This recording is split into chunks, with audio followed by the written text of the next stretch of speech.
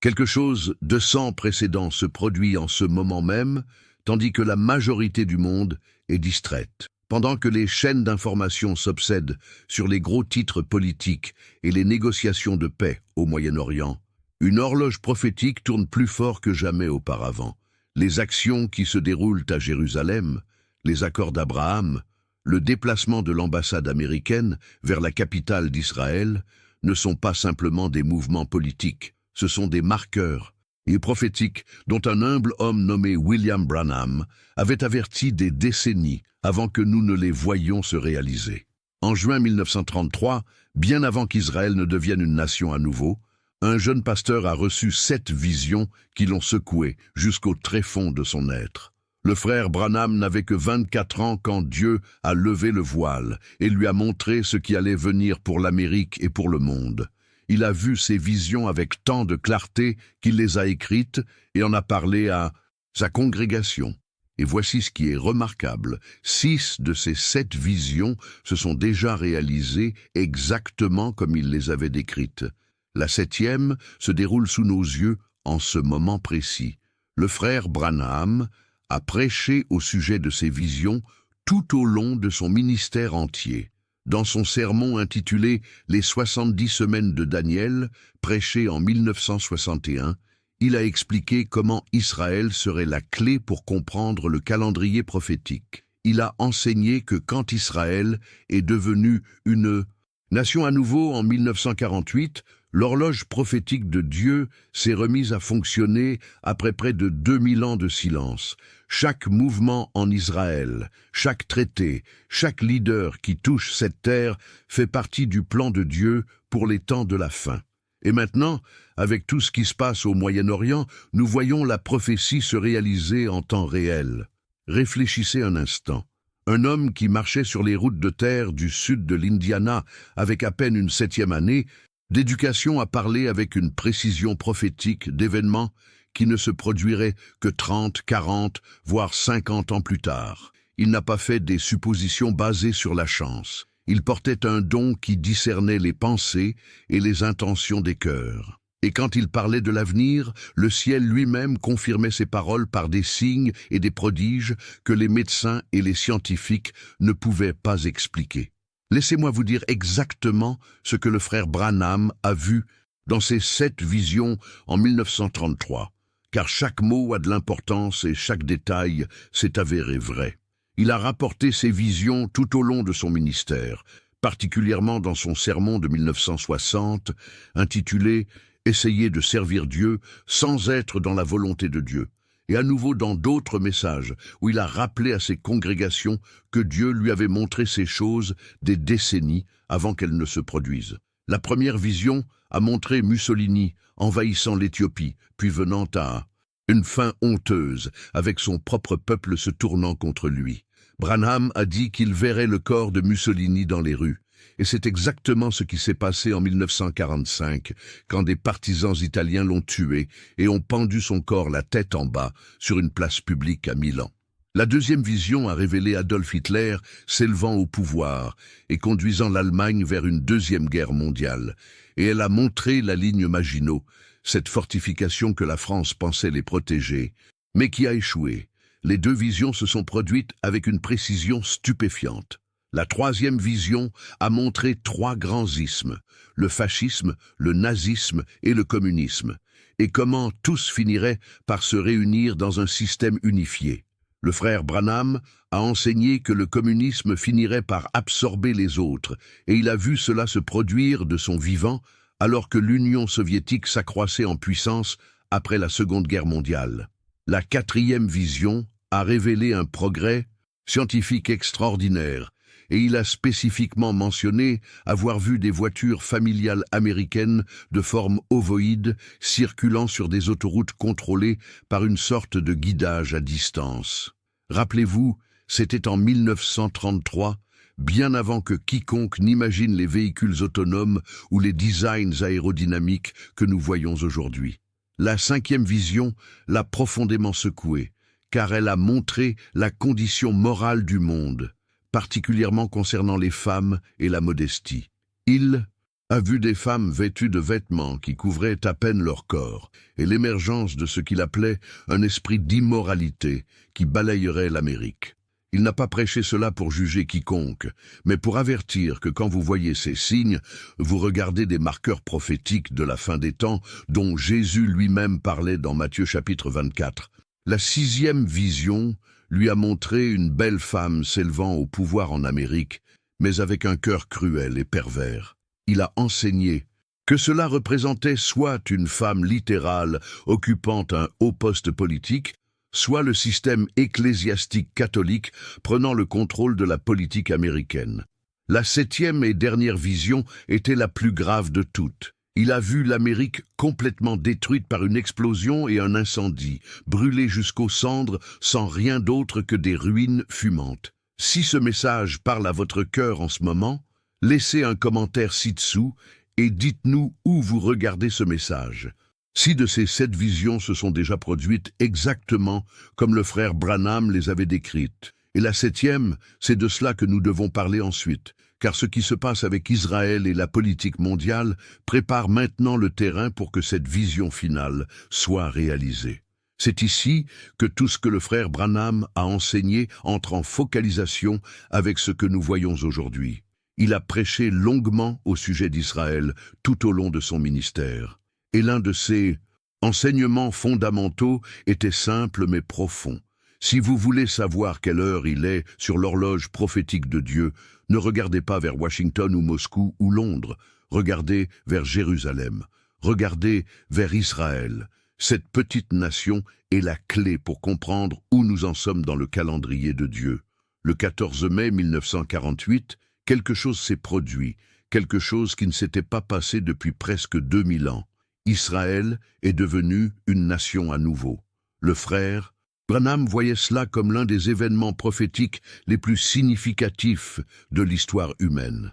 Dans son sermon « Le chef-d'œuvre », prêché en 1964, il a enseigné que quand le peuple juif est retourné dans sa terre natale et a levé son drapeau à nouveau, l'horloge prophétique de Dieu s'est mise à fonctionner après des siècles de silence. Les temps des nations, cette longue période dont Jésus parlait dans l'évangile de Luc, arrivait à leur fin.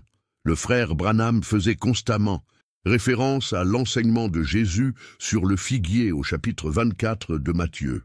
Jésus a dit à ses disciples, « Maintenant, apprenez la parabole du figuier. Quand sa branche est encore tendre et produit des feuilles, vous savez que l'été est proche. De même, quand vous voyez toutes ces choses, sachez que cela est proche, à la porte. Je vous le dis en vérité, cette génération ne passera pas jusqu'à ce que toutes ces choses se soient accomplies. » Branham a enseigné que le figuier représentait Israël, et quand vous voyez cette nation germer à nouveau revenant à la vie, vous regardez la génération finale avant le retour du Christ. Il a prêché au sujet de la prophétie de Daniel sur les 70 semaines, expliquant comment 69 de ces semaines ont été accomplies quand Jésus a été crucifié. Mais une dernière semaine, 7 ans de tribulation, reste toujours. Et cette semaine finale ne pourrait pas commencer jusqu'à ce qu'Israël soit retourné à sa terre. Parce que la prophétie de Daniel concernait spécifiquement le peuple de Dieu et sa ville sainte, c'est-à-dire le peuple juif et Jérusalem. Tout dans la prophétie des temps de la fin tourne autour de cette ville et de cette nation. C'est pourquoi les actions de Donald Trump avec Israël portent un poids prophétique si lourd. Quand il a reconnu Jérusalem comme la capitale d'Israël en 2017, déplaçant l'ambassade américaine là en 2018, il ne faisait pas simplement une déclaration politique, qu'il l'ait compris, ou non, il alignait l'Amérique avec les desseins prophétiques de Dieu pour cette nation. Les accords d'Abraham qui ont apporté des accords de paix historiques entre Israël et les nations arabes ne sont pas des réalisations politiques aléatoires. Ce sont des pièces du puzzle prophétique s'emboîtant exactement comme la Bible l'avait décrit. Tout au long de 2020, ce que les experts disaient être impossible s'est produit. Les accords d'Abraham ont réuni les Émirats arabes unis, Bahreïn, le Maroc et le Soudan dans des accords de paix formels avec Israël. Des nations qui avaient refusé de reconnaître le droit d'Israël à exister pendant 70 ans. Ce n'était pas simplement de la diplomatie. C'était un bouleversement sismique du paysage spirituel et prophétique du Moyen-Orient.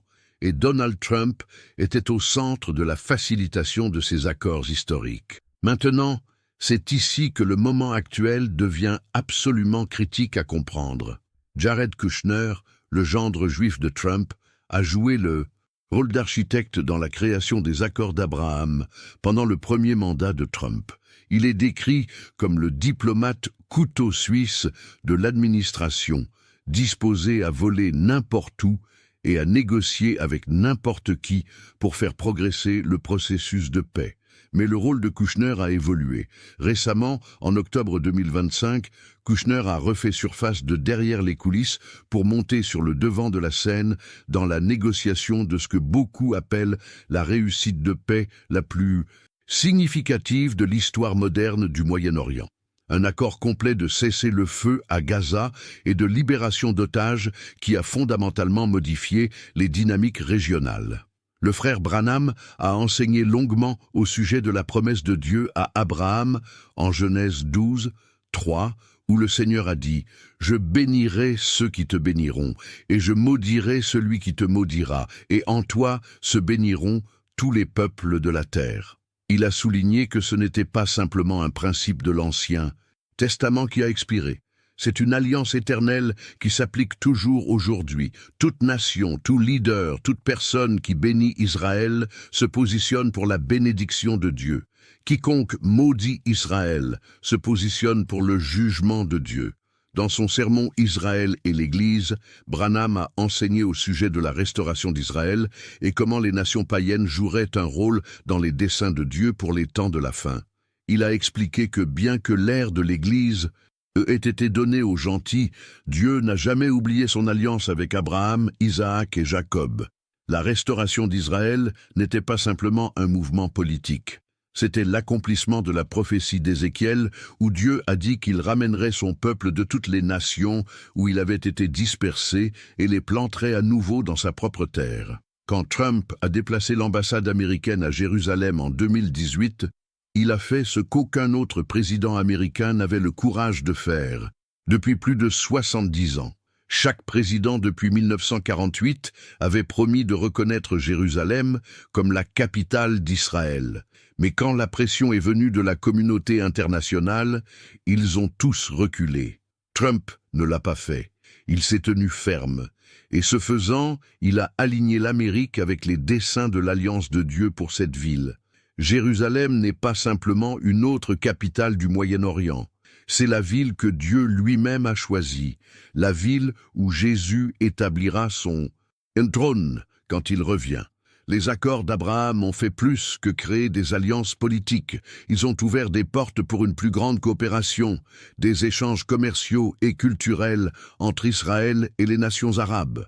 Plus important encore, ils ont normalisé les relations dans une région qui est en guerre depuis des générations. Le frère Branham a enseigné qu'avant que la grande tribulation ne commence, il y aurait une saison de paix relative au Moyen-Orient, une fausse sensation de sécurité qui conduirait les gens à la complaisance. Mais maintenant, en octobre 2025, nous voyons quelque chose d'encore plus dramatique se produire. Kushner a dirigé les négociations résultant en ce que l'administration Trump appelle un plan de paix complet à 20 points. Cet accord historique a libéré des otages, initié un cessez-le-feu et est présenté comme potentiellement transformateur pour la région entière. Kushner se tient aux côtés de Trump, s'adressant devant la Knesset d'Israël, se positionnant comme la figure centrale de ce qui pourrait être le prélude à un accomplissement prophétique encore plus grand. Si cet enseignement vous ouvre les yeux sur ce qui se passe vraiment, partagez-le avec quelqu'un qui a besoin de comprendre ces temps prophétiques dans lesquels nous vivons. Le frère Branham a prêché l'une de ses plus puissantes séries de sermons sur les 7 âges de l'Église. Et quand il est arrivé à l'église de Laodicée, l'âge final avant le retour du Christ, ses paroles portaient un poids qui est encore plus pertinent aujourd'hui que quand il les a prononcées pour la première fois. Il a enseigné d'après Apocalypse 3, 14-22, où Jésus a décrit une église qui était tiède, ni chaude, ni froide, riche et dans l'abondance, mais spirituellement nue, aveugle et misérable. Il a dit que cela décrivait la condition de l'Église dans notre génération.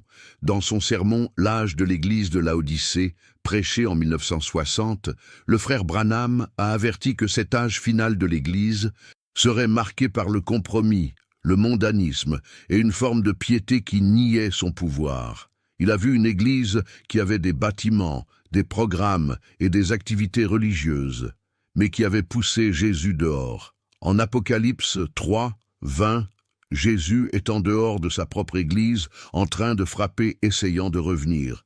C'est la condition de l'Église moderne et nous la voyons se réaliser exactement comme il l'avait averti. Il a enseigné que l'un des signes les plus clairs de la fin des temps serait l'effondrement des normes morales, particulièrement dans la façon dont les gens s'habillaient, parlaient et se comportaient. Ils n'étaient pas en train d'être dépassés ou critiques. Il pointait simplement ce que Jésus a dit au chapitre 24 de Matthieu, que les jours avant son retour seraient comme les jours de Noé, quand la violence et l'immoralité remplissèrent la terre, et les pensées des gens n'étaient que le mal continuellement. Regardez autour de notre culture aujourd'hui, et dites-moi que nous ne voyons pas exactement ce contre quoi il avait averti. Le frère Branham a également prêché longuement au sujet des signes dans la nature.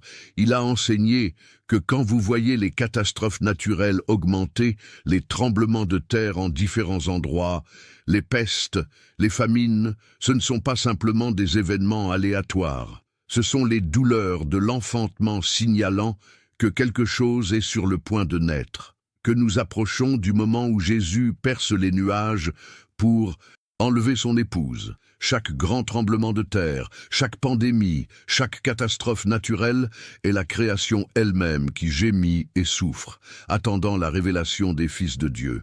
Mais voici ce que beaucoup ratent dans tout cela. Le frère Branham n'a pas prêché ces signes pour créer la peur. Il les a prêchés pour créer la vigilance, pour réveiller une église endormie, pour appeler une épouse qui serait observatrice et préparée quand le cri de minuit retentit. Ce qui se passe avec Trump, Israël, les accords de paix et la politique mondiale ne se passe pas dans un vide. C'est tout fait partie des dernières pièces du puzzle s'assemblant avant l'événement le plus grand de l'histoire humaine, le retour de Jésus-Christ pour son Église. Laissez un commentaire et dites-nous si vous ressentez l'urgence de cette heure, car ce qui vient ensuite exige que nous soyons spirituellement vigilants et prêts. En décembre 1965, quelques mois seulement avant que le frère Branham ne s'en aille, pour être auprès du Seigneur, il a prêché l'un de ses messages les plus urgents et les plus puissants intitulé « L'enlèvement ». Dans ce sermon, il a enseigné longuement au sujet de la parabole des 10 vierges du chapitre 25 de Matthieu. Et il s'est concentré sur le verset 6 qui dit « Et à minuit, on cria « Voici l'époux, allez à sa rencontre ». Il a expliqué que nous vivons maintenant à l'heure de minuit, et ce cri se répand sur toute la terre, appelant l'épouse à s'éveiller et à se préparer. Le frère Branham a enseigné que l'enlèvement n'est pas quelque chose qui surprendrait l'épouse. Il a dit qu'il y aurait 3 étapes, un cri, une voix et une trompette. Première, Thessaloniciens 4, 16 et 17 le décrit parfaitement. Le Seigneur lui-même descendra du ciel avec un cri, avec la voix de l'archange et avec la trompette de Dieu, et les morts en Christ ressusciteront d'abord. Puis nous qui serons vivants et restants serons enlevés ensemble avec eux dans les nuages, à la rencontre du Seigneur dans les airs. Il a enseigné que le cri est le message qui sort maintenant, réveillant les vierges endormies, les appelant à se pourvoir d'huile pour leurs lampes. Mais voici ce qui est critique à comprendre. Le frère Branham n'a jamais fixé de date. Il a refusé de prédire le jour ou l'heure exacte, car Jésus lui-même a dit « Nul ne connaît le jour ni l'heure ». Ce qu'il a enseigné, c'est que nous pouvons connaître la saison, nous pouvons reconnaître les signes, nous pouvons voir quand les choses s'alignent exactement comme la prophétie a déclaré qu'elle le ferait. Quand vous voyez Israël revenu à sa terre, quand vous voyez les accords de paix être conclus, quand vous voyez la décadence morale s'accélérer, quand vous voyez l'Église devenir tiède, vous ne regardez pas des coïncidences aléatoires. Vous regardez des marqueurs de route prophétiques vous disant que vous êtes près, très près, du plus grand événement de l'histoire humaine. L'épouse pour laquelle Jésus revient n'est pas une dénomination. Ce n'est pas un bâtiment ou une organisation. Ce sont des individus qui entretiennent une relation personnelle et intime avec lui. Des gens qui vivent dans la sainteté, veillant, priant et aspirant à sa venue. Le frère Branham a enseigné que cette épouse serait un peuple appelé, séparé du système du monde, marchant dans l'esprit et démontrant le même pouvoir et les mêmes dons qui opéraient dans l'Église primitive. Elle ne sera pas parfaite au sens de l'absence de péché, mais elle sera perfectionnée dans l'amour, purifiée par le sang de Jésus et marchant dans l'obéissance à sa parole. Tout ce dont nous avons parlé dans ce message, les 7 visions, la restauration d'Israël, le rôle de Trump dans les accords de paix, les signes des temps, tout cela pointe vers une conclusion. Nous sommes à court de temps. La scène est mise, les acteurs sont en position. L'horloge prophétique tourne ses dernières secondes avant minuit. Si vous avez joué des jeux avec Dieu, si vous avez été tiède dans votre foi, si vous avez remis la reddition complète de votre vie à Jésus, c'est votre appel à vous réveiller.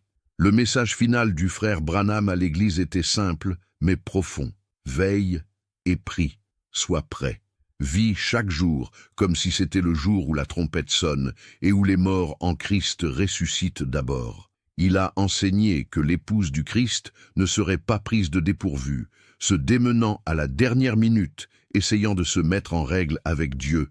Elle serait observatrice, attendant, aspirant à son apparition, vivant dans l'attente quotidienne que ce jour pourrait être le jour où le ciel s'ouvre et où Jésus perce les nuages. Ce que nous avons partagé avec vous aujourd'hui n'est pas simplement de l'histoire ou de la théologie. C'est une réalité prophétique vivante et palpitante se déroulant sous vos yeux en ce moment précis. Chaque mouvement en Israël, chaque accord de paix, tous les signes dans les cieux et sur la terre, ils crient tous le même message. Le roi revient, l'époux est à la porte, l'heure de minuit est venue et le cri se répand. Voici qu'il vient. Le frère Branham citait souvent 2 Timothée 4, 8, où Paul a écrit « À partir de maintenant, il y a une couronne de justice qui m'est réservée, que le Seigneur, le juste juge, me donnera en ce jour-là, et non seulement à moi, mais aussi à tous ceux qui ont aimé son apparition. » Cette phrase, « aimer son apparition », c'est le cœur d'une véritable épouse.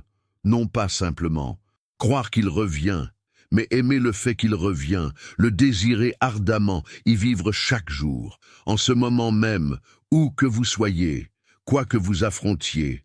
Je veux que vous sachiez que Dieu vous voit. Il connaît votre nom, il connaît vos luttes, vos doutes, vos craintes et votre foi. Laissez votre nom dans les commentaires ci-dessous pour que nous puissions vous élever en prière par votre nom. Parce que nous ne sommes pas simplement une chaîne, nous sommes une famille de croyants unis en ces heures finales. Partagez ce message avec quelqu'un qui a besoin de l'entendre, quelqu'un qui dormait spirituellement et qui a besoin de s'éveiller avant qu'il ne soit trop tard. Si vous ne l'avez pas déjà fait, abonnez-vous à cette chaîne car nous continuerons à vous apporter des enseignements prophétiques qui révèlent ce que Dieu fait sur la terre en ce moment.